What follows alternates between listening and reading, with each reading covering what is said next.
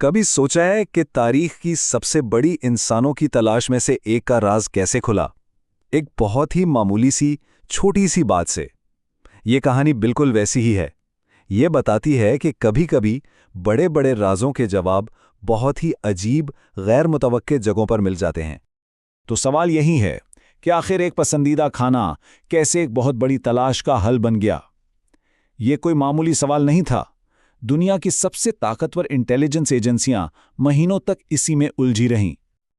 और आज हम इसी दिलचस्प जासूसी कहानी की तह तक पहुंचेंगे और देखेंगे कि कैसे इराक के सदर सद्दाम हुसैन की गिरफ्तारी एक खाने की डिश से जुड़ी हुई है। तो कहानी शुरू होती है बगदाद के सुकूत के बाद। सद्दाम हुसैन ऐसे गायब हुए जैसे कभी थे ही नहीं। मतलब हवा में तहलील हो गए। अब उन्हें ढूंढना कोई आसान काम नहीं था। ये एक बहुत ही बड़ा, बहुत पेचीदा चैलेंज बन चुका था। सिर्फ 3 हफ्ते, सोचें, सिर्फ 3 हफ्तों में हुकूमत का तख्ता उलट गया। लेकिन जो असल टारगेट था सद्दाम हुसैन, उसका कोई अता पता नहीं था। वो लाखों लोगों के इस मुल्क में कहीं छुप गए थे। और इस काम के लिए जो फोर्स इकट्ठी की गई थी ना, वो कोई छोटी मोटी नहीं थी। जरा सोचें तो, दुनिया की सबसे ताकतवर एजेंसियां, CIA, FBI, NSA, इन सब के हजारों लोग, सब के सब सिर्फ एक आदमी को ढूंढ रहे थे। सरकारी तौर पर जो टारगेट लिस्ट थी उसमें सद्दाम और उनके 51 करीबी साथी शामिल थे, यानी कुल 52 लोग। और इन 52 लोगों को हर हाल में पकड़ना था। और इसके लिए ना एक बड़ी दिलचस्प तरकीब निकाली गई। फौज ने क्या किया कि इन 52 इंतहाई मतलूब लोगों के चेहरों वाले खास ताश के पत्ते बना दिए। आइडिया ये था कि जब फौजी फारिग वक्त में ताश खेलेंगे ना, तो बार बार इन चेहरों को देखकर इन्हें अपने टारगेट्स अच्छी तरह याद हो जाएंगे। है ना कमाल की हिकमत अमली? लेकिन इतनी बड़ी कोशिशों के बावजूद शुरू में कुछ हाथ नहीं आया। सब नाकाम। घरों पर छापे, मस्जिदों पर, कॉलेजों पर, हर जगह तलाशी ली गई, लेकिन कोई सुराग, कुछ भी नहीं मिल रहा था। फिर अमेरिकी हुकूमत ने एक बहुत बड़ा इनाम रखा सद्दाम हुसैन की खबर देने वाले के लिए $25 मिलियन, और बाद में तो ये रकम बढ़ाकर $30 मिलियन तक कर दी गई थी। इतनी बड़ी रकम। फिर आखिरकार एक उम्मीद की किरण नजर आई। एक मुखबिर ने सद्दाम के बेटों अद्दी और कुसई के छुपने की जगह बता दी। ये एक बहुत बड़ी, एक मुमकिन कामयाबी थी। और वो छापा कामयाब भी रहा। सद्दाम के दोनों बेटे मारे गए। लेकिन यहां आकर रास्ता जैसे बंद हो गया। उनसे आगे सद्दाम तक पहुंचने का कोई सुराग नहीं मिला। तो बेटों के मरने के बाद ना, सद्दाम को ढूंढने की जो आखिरी उम्मीद थी वो भी तकरीबन खत्म हो गई। अब तो बहुत से लोगों को लगने लगा था कि शायद सद्दाम भी मारा जा चुका है। लेकिन फिर कहानी में एक जबरदस्त मोड़ आया। अचानक सद्दाम की एक ऑडियो टेप सामने आई। उसमें वो अपने बेटों की मौत पर अफसोस कर रहे थे। इस एक टेप ने सब कुछ बदल दिया। इसने साबित कर दिया कि सद्दाम जिंदा है, और बस इस तलाश में एक नई जान पड़ गई। तो ऐसे वक्त में जब तलाश तकरीबन ठप हो चुकी थी, एक शख्स सामने आया।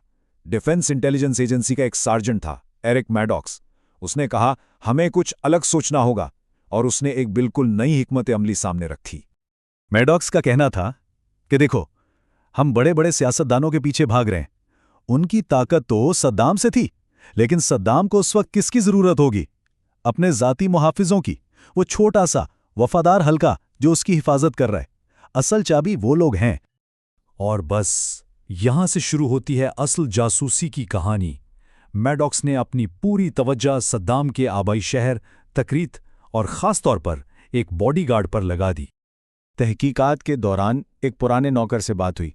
उसने एक बहुत ही मामूली सी बात बताई। कहा, सद्दाम को मज़गूफ़ बहुत पसंद है। मज़गूफ़ ये एक ख़ास किस्म की ग्रिल्ड मछली होती है। और बस यही वो लम्हा था मैडॉक्स के जहन में जैसे बिजली कौंधी। एक तरफ वो बॉडीगार्ड मोहम्मद इब्राहिम, जिसे मछलियां पकड़ने का शौक है और उसका अपना फिश फार्म भी है, और दूसरी तरफ सद्दाम हुसैन, जिसकी पसंदीदा डिश है मज़गूफ़ मछली। उसने इन दो बातों को जोड़ दिया, और यही वो सुराग था जिसने पूरा केस हल कर दिया। इस एक सुराग के पीछे लगकर मैडॉक्स की टीम ने आखिरकार उस बॉडीगार्ड मोहम्मद इब्राहिम को ढूंढ निकाला और पकड़ लिया। और वही वो शख्स था जो सद्दाम के छुपने की सही जगह जानता था। अब जरा आखिरी छापे का मंजर सोचें। 13 दिसंबर 2003 इब्राहिम फौजियों को अल्दौर में 2 फार्म हाउसेस तक ले गया। तलाशी ली गई, दोनों खाली। लेकिन फिर इब्राहिम ने जमीन की तरफ इशारा किया। वहां स्टाइरोफोम के नीचे एक स्पाइडर होल, एक छोटा सा खुफिया तहखाना छुपा हुआ था, और जब इसे खोला गया तो इस सुराख से लंबी दाढ़ी वाला एक शख्स बाहर निकला। बाहर निकलकर उसने जो कहा वो तारीख का हिस्सा बन गया। मेरा नाम सद्दाम हुसैन है और मैं इराक का सदर हूं। और इन अल्फाज के साथ ही इस तवील तलाश का खात्मा हो गया। तो आखिर में सवाल यही रह जाता है, 32 हफ्तों की तलाश और इसका हल निकला एक ही सुराख से। ये कहानी सोचने पर मजबूर करती है कि कैसे एक इतना बड़ा फौजी ऑपरेशन जिसमें जदीद तरीन टेक्नोलॉजी थी, हजारों लोग थे, वो आखिरकार इंसानी जहानत के एक छोटे से टुकड़े पर आकर हल हुआ। एक ऐसा सुराख जिसकी शुरुआत हुई एक पसंदीदा खाने की डिश से।